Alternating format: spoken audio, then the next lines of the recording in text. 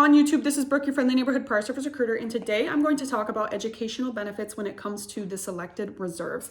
I am going to talk about the tuition assistance mainly, but I did want to touch on a little something. A lot of times when people are coming off of active duty, they ask me, hey, what benefits am I going to get if I join the reserves?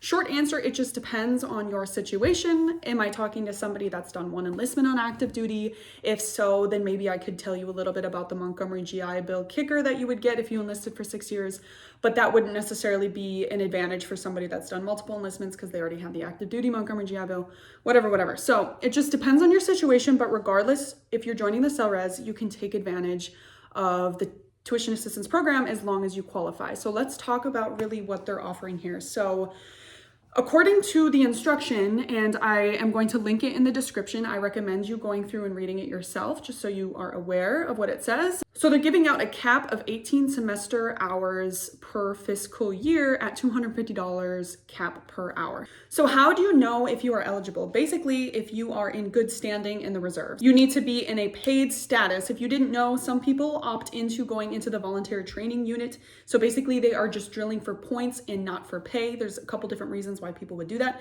But if you're receiving drill pay, that's the first qualification. The second requirement is you have to have been in for at least 3 years. The third requirement is you need to have taken the most recent advancement exam and passed. If you are not eligible for advancement yet, you just need to have done your PMKEE. You are not in a duty under instruction status. You would know if this was you or not, but basically it's those people that are going to some higher level education and then afterwards they're going to obligate some time in the military to pay it back. You need to have at least 6 months left on your contract. You must have passed your most recent PFA. Within the last year, you cannot have had an NJP.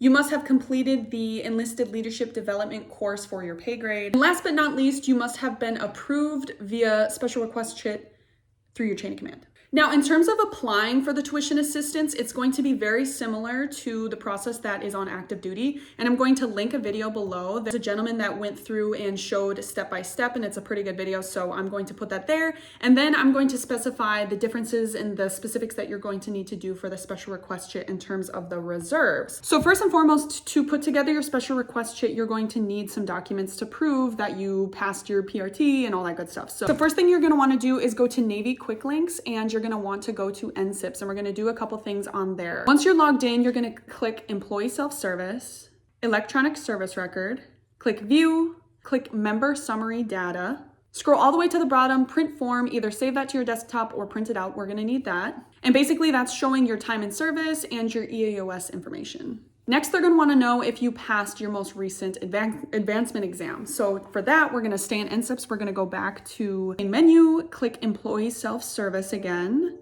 You're going to click Electronic Service Record, View, Exam Profile Data, scroll all the way to the bottom, click Print, and we're going to need that as well. And like I said, if you were not eligible for advancement yet, you can just get a copy of that PMKEE cert that you did.